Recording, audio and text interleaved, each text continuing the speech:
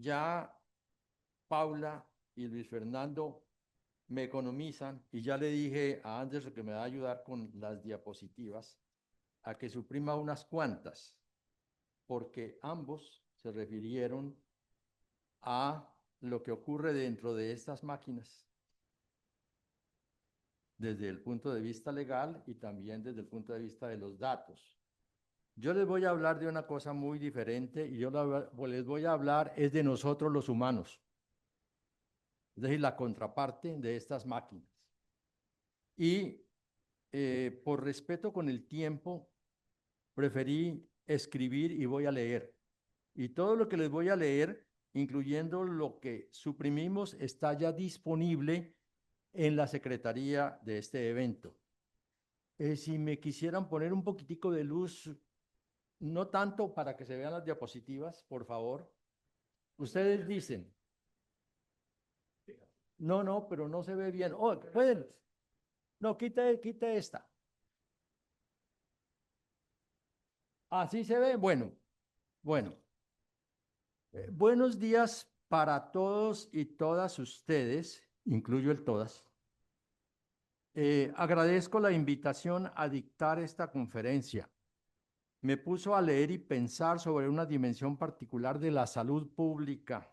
No voy a hablar tanto de máquinas, aunque sí, pero desde la perspectiva de salud pública. Y dentro de la salud pública, con lo que tiene que ver con la salud mental, no de las máquinas, sino de nosotros, cuando conversamos con ellas. Les comparto enseguida unos cuantos esquemas, insisto en la palabra esquemas, que me han ayudado a roer un tema duro, el de la salud epistémica, nombre de pronto un poco extraño para ustedes, como subcategoría de lo que llamamos salud mental. La diapositiva 2, por favor. Eso, estoy leyendo esa. Les comparto, entonces, lo haré desde la perspectiva de salud pública, entendida en este caso con dos precisiones. Énfasis en la prevención constructiva. Y dos, los concernidos somos todos los ciudadanos, no solamente los que investigamos estas cosas de salud pública, sino todos, hombres, mujeres, niños, de toda condición. Eso es salud pública. Como es posible que no logre convencerlos hoy, informo a quienes se van con alguna inquietud que la copia de esto, les acabo de decir, está en la secretaría, tanto las diapositivas como el texto. Y también me pueden consultar a través del correo electrónico que ya lo tendrán. Vamos al grano, con dos notas previas de clarificación de conceptos. Comienzo por contarles qué llamo conocimiento epistémico, que parece una tautología, pero no lo es. En la tradición occidental, ¿lo ven bien, por favor? Bueno, iniciada o catalizada por Sócrates y Platón hace ya miles de años, se ha elaborado el contraste entre doxa y episteme. Hay un diálogo llamado Teeteto, en donde se concluye que doxa es la opinión, un conocimiento acrítico que se comparte tal cual sin pensarlo mucho. Episteme es también opinión, pero sometida a un riguroso examen que estos filósofos griegos llaman logos. De allí viene el logocentrismo. Autores recientes como Bachelard y Bourdieu han elaborado el contraste. Aquí prefiero apoyarme en el filósofo pragmatista Charles Sanders Peirce, quien propugna por un sentido común crítico. El término se aplica a la opinión, pero refinada o informada por una reflexión crítica, es decir, epistémica. Artefactos, esa palabrita de allí, es el libro del cual les voy a hablar enseguida. No es un comercial para venderlo. Lo ofrezco sin costo. Fue publicado en 2022 cuando todavía los modelos de lenguaje no estaban mucho en uso entre los académicos, por lo menos entre nosotros. Este libro respalda lo aquí dicho desde la perspectiva antropológica y también pragmatista. Fue escrito pensando en investigadores de las ciencias sociales y las humanidades, pero creo que les sirve también a los investigadores de salud pública.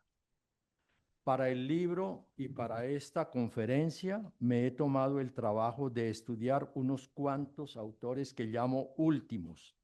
Los llamo así porque aportaron ideas claves al baúl común de nuestros conocimientos humanos o porque están hoy en la frontera de lo nuevo.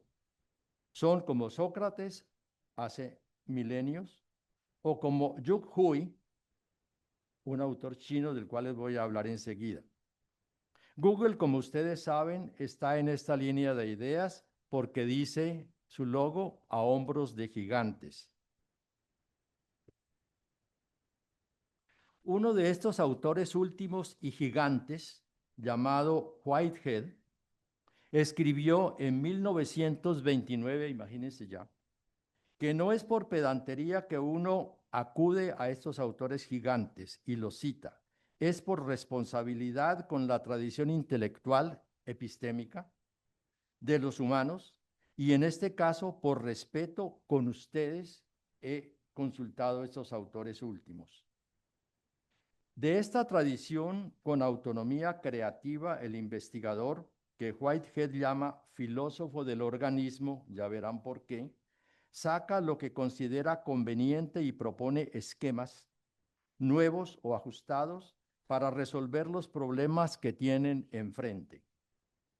En esta conferencia, con modestia, pero con seguridad de quien los ha trajinado, ofrezco algunos esquemas para que ustedes los lleven a casa y sirvan de algo en la indagación que les propongo sobre salud epistémica.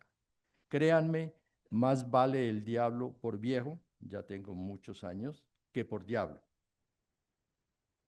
Recuerden, por favor, una de las frases recurrentes de Whitehead, occasions of experience. Aquí hablaron de localidad, es lo mismo. Ocasiones de experiencia. Esta frase, y la repito en inglés, será recurrente. La 6. Ahora una palabra sobre inteligencia.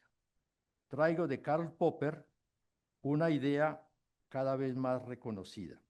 En un libro que recoge sus ensayos sobre inteligencia como capacidad de resolver problemas, argumenta que todos los seres vivos, por el hecho de haber logrado serlo, son inteligentes, cada uno a su modo. Incluso entes no vivos, como los objetos digitales de que estamos hablando hoy, pueden ser inteligentes a su modo no viviente si aplicamos la definición de Popper. Hay una coincidencia entre Whitehead y Popper porque ambos extienden la inteligencia a todo ser viviente. Pero la Philosophy of Organism de Whitehead va un poco más allá porque también incluye los objetos materiales o procesos materiales no vivientes, incluso los recursivos no vivientes, en nuestro caso, los modelos de lenguaje. Estos modelos se basan hoy en redes neuronales que han sido construidos imitando las redes neuronales vivas de nosotros. Los humanos somos parte de esta larguísima cadena de organismos vivos e inteligentes. Tenemos vivencias singulares cada vez en nuestras vidas, en nuestros occasions of experience. Ya ven la frasecita. Como veremos, estas occasions of experience son muy importantes frente a los objetos digitales. Precisamente estas experiencias vivas, únicas cada vez, distinguen nuestra inteligencia de la que le reconocemos a los objetos digitales, porque hay otra definición de inteligencia que ya no se aplica a los objetos digitales, ni siquiera a los más recursivos hasta ahora, que según me cuentan. Un autor que les voy a presentar enseguida dice que inteligencia humana es dar sentido al mundo en que nos encontramos. Este mundo incluye, óigase bien, aquello que es desconocido. A ello accedemos por lo que se llama intuición e imaginación, capacidades humanas que más adelante describo. Dice que este sentido del mundo, dice este autor que voy a citar, así de amplio es nuestro refugio frente a eventuales daños procedentes de la inteligencia no viva, la que tienen los objetos digitales. Las artes en particular, y con esto voy a terminar la conferencia dentro de un rato, nos llevan a lo desconocido por caminos distintos del razonamiento lógico y proposicional. Hay un autor, mmm, ya se me olvidó el nombre en ese momento, que dice que los artistas van por caminos distintos, van de noche y en calma. Eso es muy importante tenerlo en cuenta. La séptima, por favor. Después de estas notas previas, vienen los dos textos que constituyen el núcleo de mi argumento hoy. Los copio de un autor muy interesante y pilo llamado Yuk Hui. Es un ingeniero informático, filósofo, nacido al parecer, porque los datos no son muy claros sobre él, en Hong Kong. Aproximadamente, los datos tampoco son muy claros al respecto de su nacimiento, hace 40 años. Conoce bien la tradición filosófica oriental y también la europea, porque allí hizo sus estudios doctorales de filosofía. Hoy es profesor en la Universidad Erasmus de Rotterdam. En la imagen aparecen sus fuentes, sus fuertes autores, sus autores preferidos, y de ellos en rojo quienes le sirvieron de maestros inmediatos. Los puntos que aquí interesan de Hui son dos. Primero, la integración orgánica entre estas dos maravillas de la evolución e individuación de la vida, así habla él, la tecné y el nous humanos, tecné, las manos, y el nous, el cerebro y el pensamiento, la técnica y la inteligencia vivas están en unidad de oposición creadora, otro término muy interesante, oposición creadora. Son contrapuestas y esa tensión permanente, que no es dialéctica en el sentido hegeliano, lo dice expresamente, le da fuerza creativa. Ese movimiento de contraposición de dos elementos, ustedes conocen el yin y el yang de los chinos. Su mejor expresión cognitiva está en las artes, las que nos ayudan a entrar en la dimensión desconocida del mundo en que vivimos y que escapa al razonamiento lógico y a la recursión computacional de los modelos de lenguaje. En el libro Artefactos, S34, hablo de esta dimensión que está oculta en un modo de conocer humano que allí denomino y trato bajo el nombre de convicciones axiales. Convicciones axiales son los conocimientos básicos que tenemos, que no cuestionamos, sean religiosos o no religiosos. Allí nos paramos para poder hablar.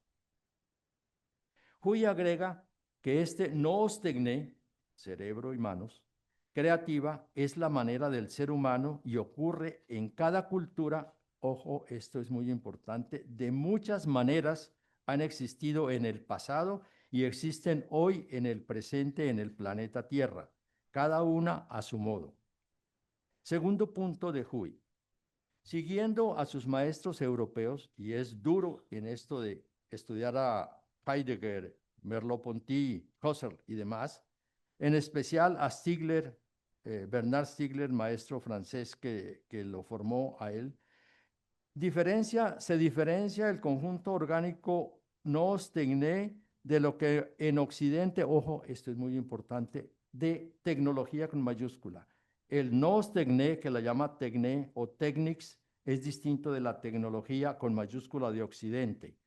Esta tecnología con mayúscula es un peligro creciente. Opera aparte, sola, como fuerza avasalladora, gigantesca, colonizadora, a merced a que está instrumentalizada por los grandes negocios y por la geopolítica. No necesito ahondar sobre esto, lo estamos viendo aquí en el norte. Su contraparte son todas las culturas con sus nous techne, que suelen estar bien integradas, menos en el occidente colonizado. Debemos aprovechar esta riqueza, pero hay que estudiar sus especificidades, cada una en lo suyo, cada localidad en lo suyo. Abajo en el fondo azul aparecen las obras que estudié en detalle para la presente conferencia.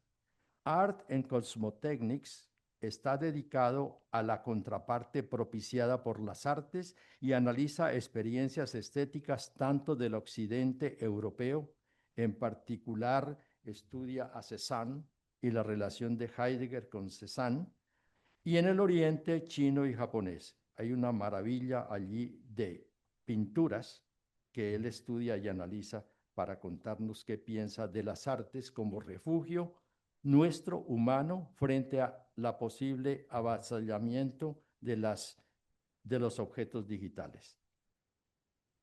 Ahora les comento el primer texto que cito como mensaje de Hui para nosotros hoy.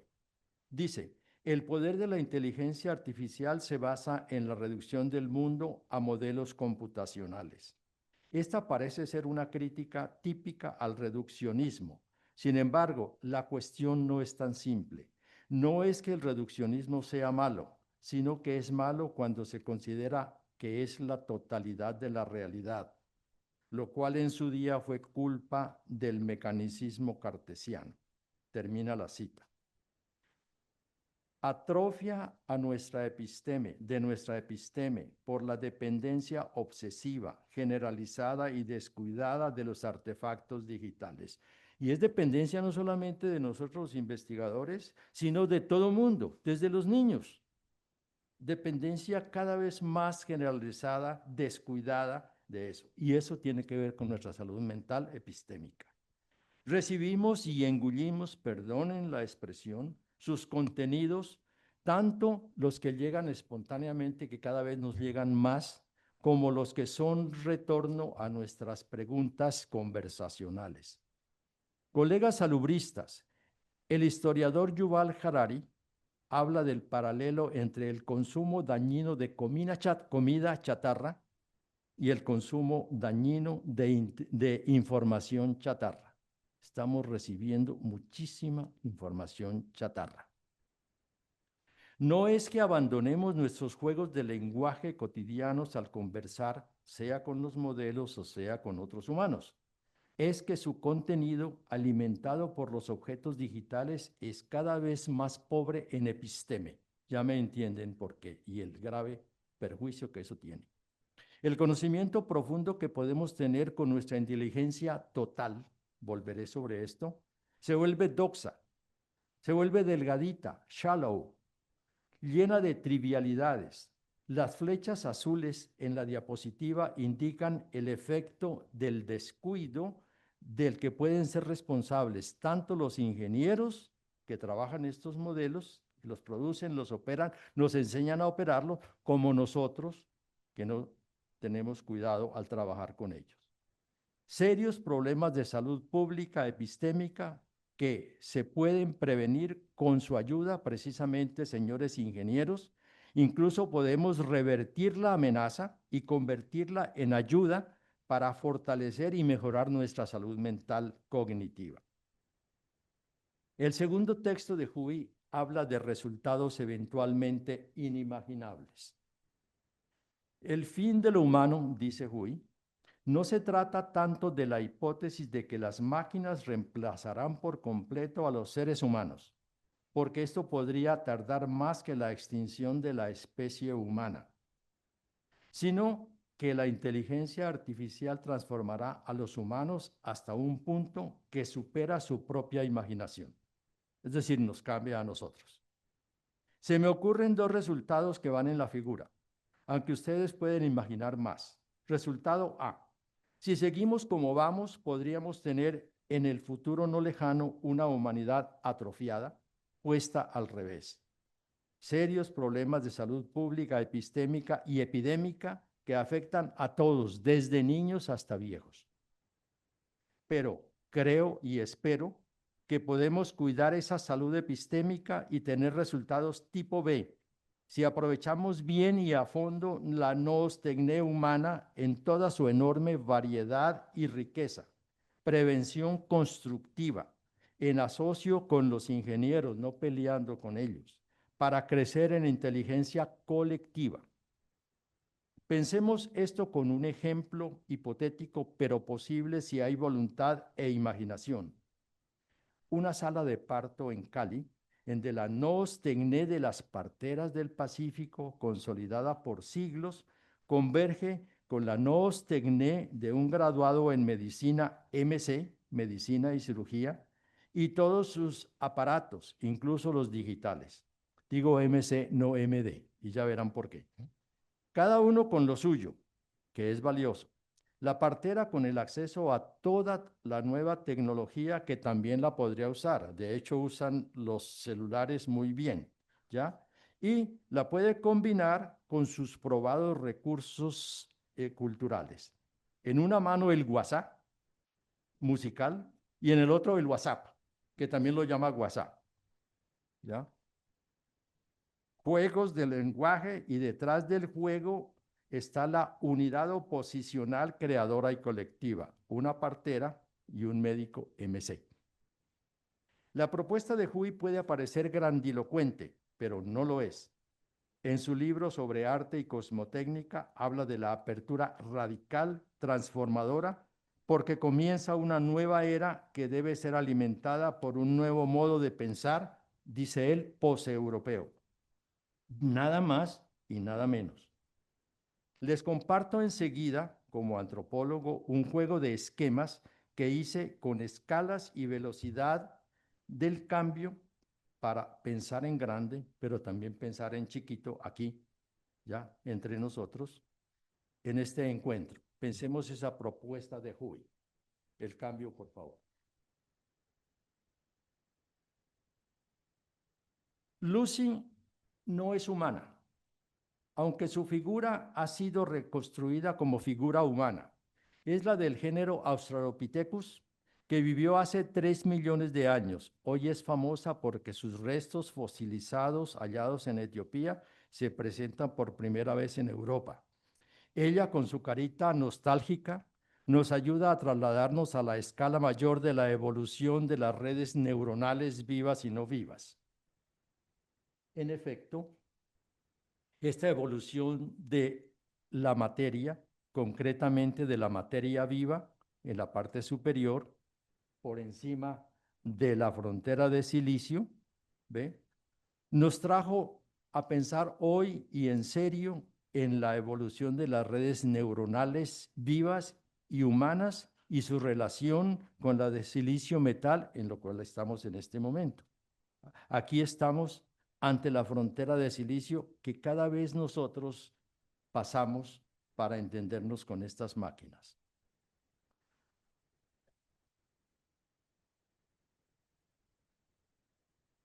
Observen de paso, para que lo piensen luego, el papel de los virus, tanto los que han afectado por millones de años a los seres vivos como los que afectan hoy a los objetos digitales.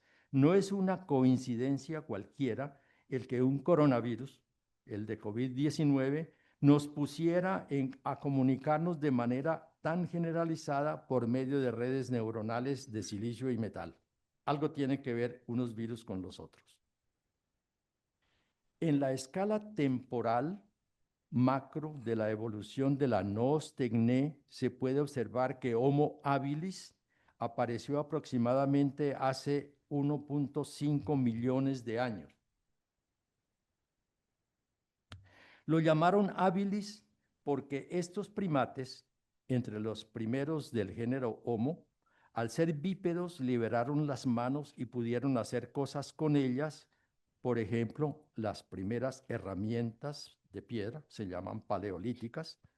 Cerebro y manos en oposición creativa, orgánica y recursiva.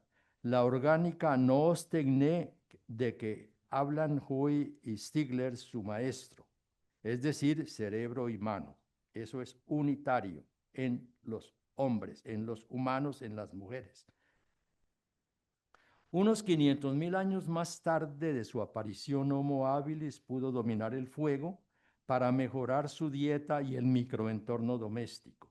Homo sapiens, al que se le distingue por su cerebro, nos, mucho más desarrollado, apareció hace unos 315.000 años. Luego vino la rueda, tecné, hace 3.200 años más o menos.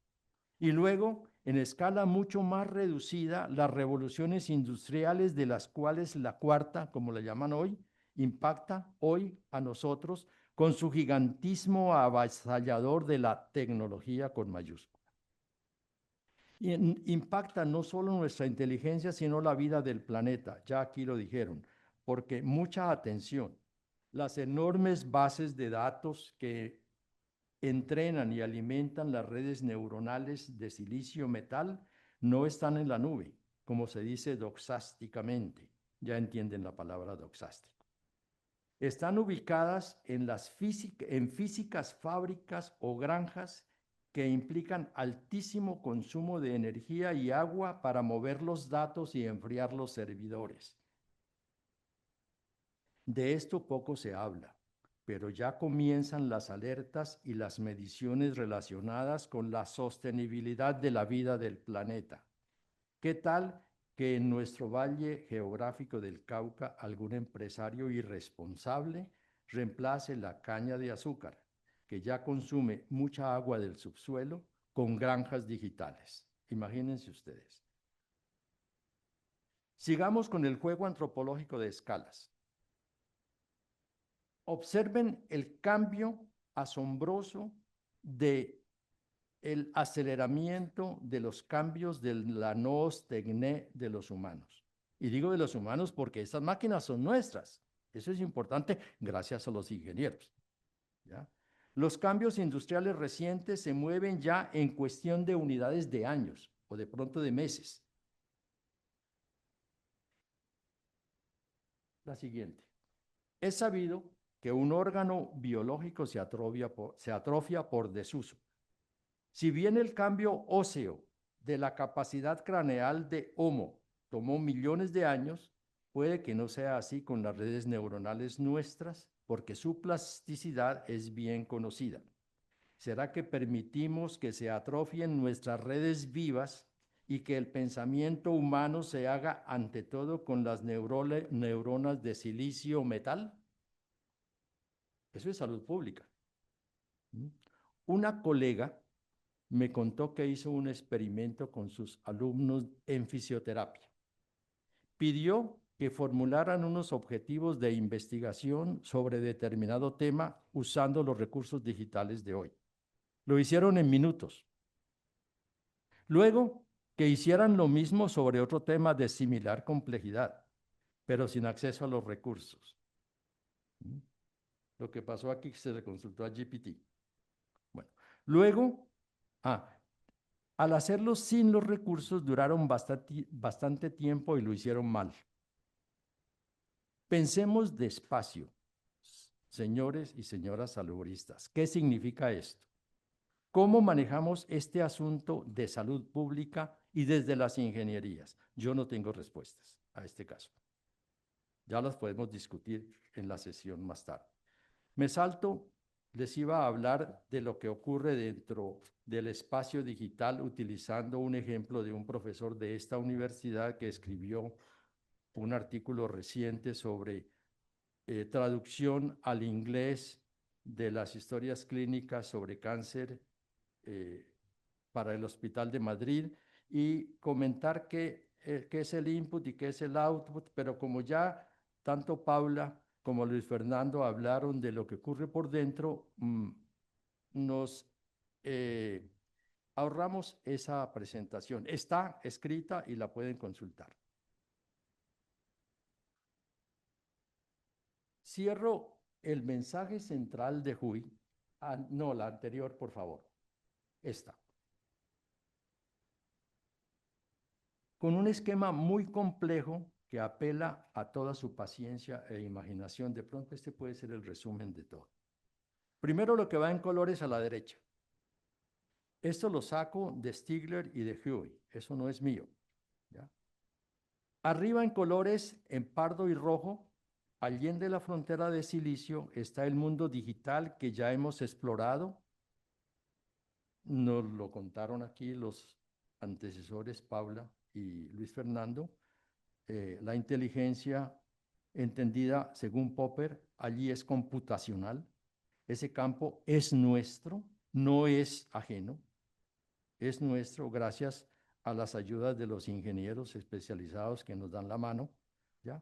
Abajo en azul, en 3 tonos, la inteligencia total humana que anuncié hace rato y que define Hui.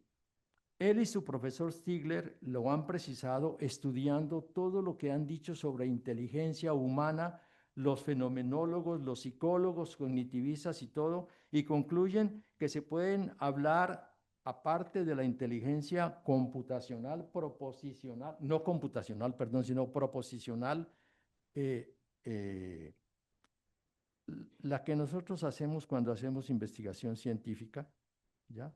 En proposiciones, razonamiento lógico y demás. Esa franja azul es la que nos permite comunicarnos con los aparatos, con las máquinas digitales. Pero abajo, en los otros colores, azul, la llamada genéricamente intuición. Siempre se le ha tratado como con cierto desprecio, no, eso. Pero resulta que, viéndolo bien, ese es nuestro recurso máximo en este momento.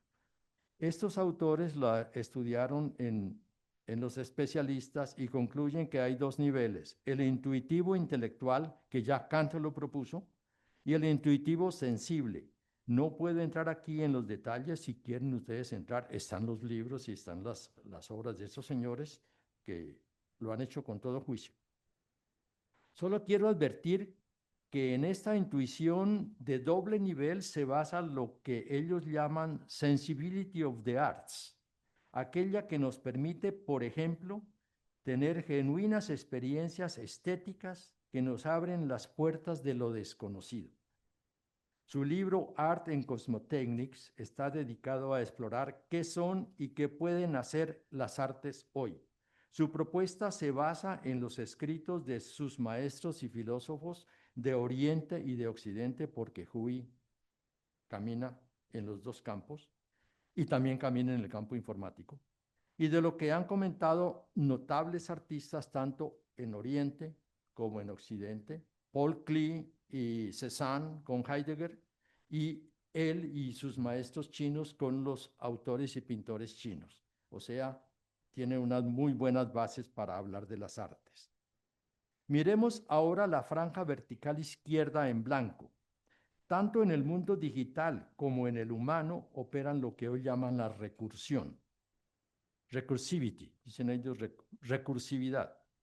Es la capacidad de volver sobre lo ya pensado o analizado para retomar el proceso y hacer nuevos avances, siempre en oposición creadora. Esa frase es muy importante, oposición creadora. Tensión entre 2 cosas. Tensión, utilicemos el ejemplo, pues que ya en Colombia, por fortuna, no se aplica, de las corridas de toros. Lidiar con un toro. Uno lidia con algo con lo cual está trabajando y construyendo. Eso es la oposición creadora. La materia se opone y uno trabaja con ella. Y esa oposición es creadora. No es una maldición, sino todo lo contrario, una oportunidad. Allí entonces está la recursividad y esa capacidad de volver y volver sobre lo que se está trabajando, porque siempre aparecen cosas nuevas. Esa capacidad sobre lo ya pensado ocurre en el mundo digital, pero solo sobre textos y datos. Eso queda claro. No puede trabajar sobre otra cosa, sino sobre lo que ya tiene o lo que se le da. Los transformadores potentes como BERT y Robert, no les hablé de eso en el trabajo del profesor Solarte, miran estos datos en conjunto con una velocidad impresionante y también los miran muchos a la vez. Eso es el deep learning. Entonces, tienen esa capacidad, ¿sí?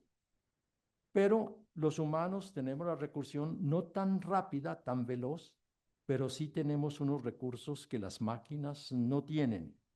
¿Ve? Esa riqueza es la experiencia de la vida cada vez del pensamiento racional y sobre todo de la intuición e imaginación en los dos niveles mencionados. Occasions of experience, que nos decía Whitehead. Estas occasions of experience son muy variadas porque las hay comunes, pero también las hay estéticas, eróticas, amorosas, orgásmicas, con o sin amor, místicas y la combinación que ustedes quieran. Ustedes saben precisamente por sus experiencias propias, singulares y únicas. Saben de esto. Espero que las hayan tenido y que convengan conmigo en que no se pueden explicar con razonamientos proposicionales ni menos computacionales. Y si no las han tenido ustedes, pues ni modo, como diría Cantinflas. Ahí sí no hay nada que hacer. No puedo entrar en detalles que ustedes pueden leer en Hui. Les dejo simplemente la inquietud sobre esta maravilla doble, la capacidad de la inteligencia recursiva, tanto la digital como la humana. Imaginen ustedes si esas dos capacidades recursivas se ponen a trabajar en llave, en oposición creadora, que es lo que yo invito que hagamos. Nada de, no, nada con inteligencia artificial, no. Conozcámosla bien, pidámosle a los ingenieros que nos ayuden a aprovecharla bien para precisamente dominarla en oposición creadora. Esa es la. Entonces, miren esa diapositiva, llévensela, pídansela a la secretaría del evento y está disponible. Una nota práctica y de políticas, de policies, sobre las experiencias estéticas. La Universidad del Valle tiene enormes recursos docentes y de investigación en sus facultades de humanidades y de artes integradas. Parece que quieren hacer un doctorado en artes. Aparte de las otras facultades que son sumamente importantes, igualmente importantes, oposición creadora hemos dicho, en todas ellas debemos apoyarnos para adelantar lo que Hui repite muchas veces, educación de la sensibilidad, y esa educación hay que hacerla sobre todo por medio de las artes. No perdamos esa dimensión. Es conveniente mencionar estos recursos de las artes hoy preciosos para que directivos, lástima que la decana se nos fue, docentes, tuvo que irse porque tenía que atender una cosa en Tuluá, docentes y estudiantes, no desperdicien la oportunidad. Es el momento más propicio para actuar. Hoy las universidades privadas y públicas compiten por mostrar que son de avanzada en asuntos de inteligencia artificial. Sin embargo, algunas que hacen muchísimo alarde, ¿ya? Solo pueden trabajar con la franja superior, la de la recursividad digital. Nosotros en la Universidad del Valle podemos trabajar con la recursividad humana y con la recursividad digital. Eso es importante. Los minutos que restan ya los dedico a unos homenajes a autores que nos aportan mucho para esta tarea que tenemos para la salud digital. Perdón, la salud mental, cognitiva, epistémica. El primer homenaje es para dos gigantes del lenguaje, Alan Turing, cuyos modelos abstractos de lenguaje de máquinas hicieron posible los desarrollos de la inteligencia artificial. Turing se encontró en Cambridge con Wittgenstein y pudieron hablar de lenguajes. En esa época, Wittgenstein estaba repensando los lenguajes lógicos y abstractos del Círculo de Viena, al que él contribuyó como vecino con sus Tractatus Lógico-Filosóficos. En Cambridge, de modo decidido, se centró en la importancia de los juegos de lenguaje humanos concretos, que son muchísimos. Van desde los especializados, incluso los ingenieriles digitales y artísticos, hasta los de sentido común, crítico y no crítico. Ahí están todos los lenguajes de uso, inclusive los que utilizan ahora los muchachos que cantan en las calles por allí, ¿ya? Con sus músicas urbanas. En su último estilo de escribir, Wittgenstein concluye sobre sus conversaciones con Turing diciendo: señores, en últimas son los humanos quienes calculan. Pero fíjense en la diapositiva de la parte de abajo.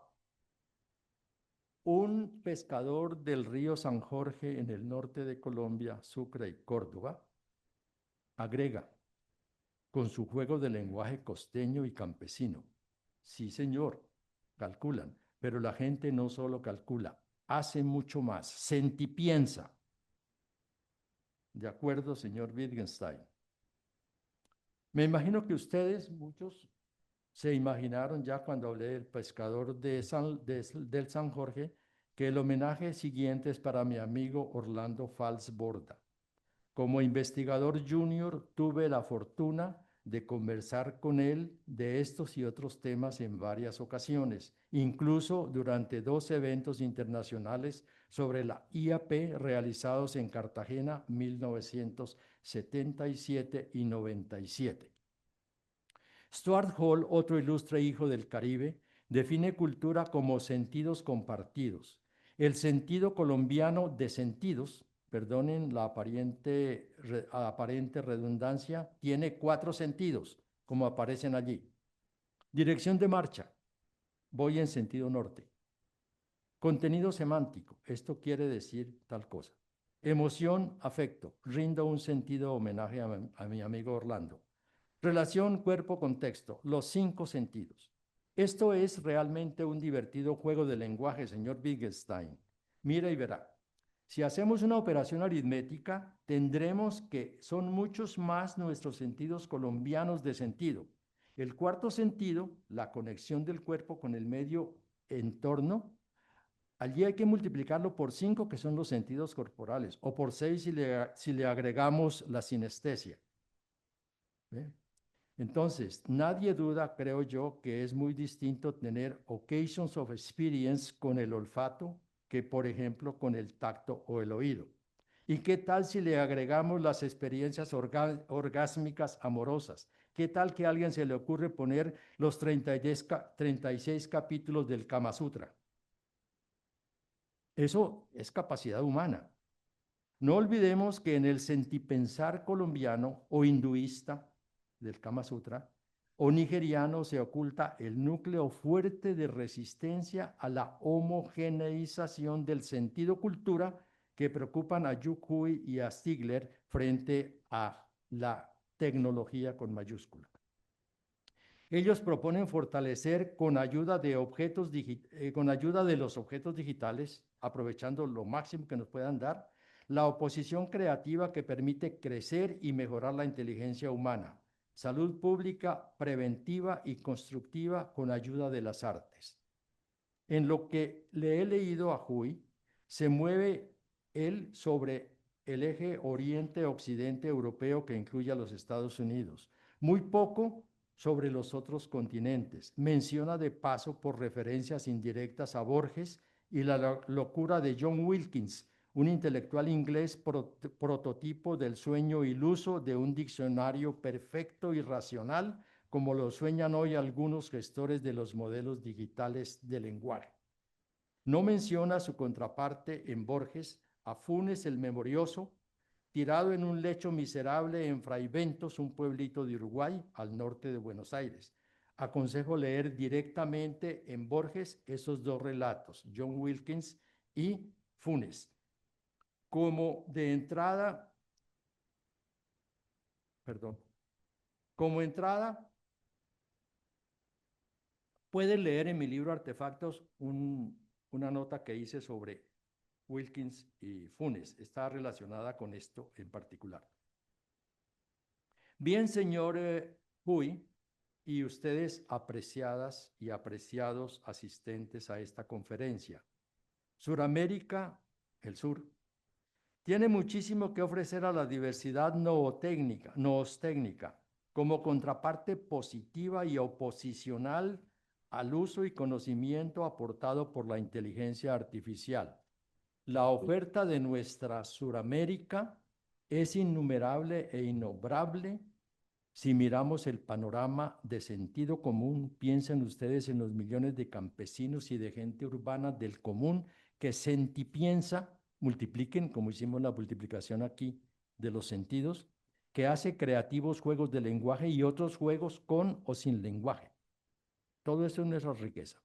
Son innombrables, en cambio, los gigantes suramericanos de la talla de los ya mencionados europeos, y al lado de Orlando Fals hago homenaje al gran Borges. Desde el ángulo de la poesía, a la que dedicó sus conferencias en Harvard, décadas antes, Borges había dibujado en lenguaje poético los mundos paralelos que hoy discuten los físicos cuánticos como posibilidad de explicación del universo. ¿Ve? También lo hizo con Funes y John Wilkins, que anunciaron lo que hoy estamos discutiendo en esta sala, hace ya desde 1941-42. Y cierro con el homenaje solo en mención a Eduardo Galeano, quien desde la literatura de ficción recogió y comentó el sentipensar de Fals Borda. De Chile traigo a Nicanor Parra, quien nos hizo ver con su antipoesía que esta no consiste solo en palabras bonitas. Esto es bueno para quienes vayan a ver el film de Poeta que está saliendo en este momento, ¿ya? Hay contenidos más profundos de intuición e imaginación que nos llevan por caminos impensados a lo desconocido, a donde no nos pueden llevar los objetos digitales. Termino también en Chile con dos autores no poetas, Maturana y Varela, cuyos nombres apenas comienzan a surcar hacia el norte y a ser tenidos en cuenta, porque Huy también los menciona de paso. Ellos iniciaron su recorrido intelectual en 1973 y hoy son columnas importantes en la construcción de lo que se llama ciencia de segundo orden y cibernética de segundo orden. Exploren ustedes si les llama la atención bajo la sombrilla de la Santiago Theory, no sé si han escuchado la teoría Santiago, Santiago, Chile, ¿ya? Lo que en los próximos años se nos viene a los interesados en la indagación sobre el conocimiento biológico, incluido el humano allí, el conocimiento procurado por las máquinas y el construccionismo radical, el de segundo orden. Los nombres de esquemas que traigo en la parte derecha de la diapositiva pueden ser códigos de búsqueda en esas máquinas que tenemos a la mano en este momento. Serían puntos de partida para el ejercicio pleno de su no atrofiada inteligencia, apreciados y apreciadas colegas salubristas. Un solo tip. Desde 1989, Maturana comenzó a hablar de lenguajear, los juegos de lenguaje de Wittgenstein. Lo hizo dentro de su propuesta compleja de autopoiesis y acoplamiento orgánico con el entorno biológico y cultural. Comienzan apenas a prestarle atención en el pensamiento del norte global. Solo he traído un puñado de nombres de poetas, antipoetas y pensadores de Sudamérica para mostrar que acá, en el sur, el de Borges y el de Astor Piazzolla, hay mucho por aprovechar para crecer ahora con la ayuda oposicional de las redes digitales. Piazzolla lo dice obvio con la música de su bandoneón enredada en sus palabras. Quiero al sur, su buena gente, su dignidad. Siento el sur como tu cuerpo en la intimidad. Esto no lo pueden sentipensar las instancias de máquina de Turing que hoy conocemos. Les agradezco mucho su atención.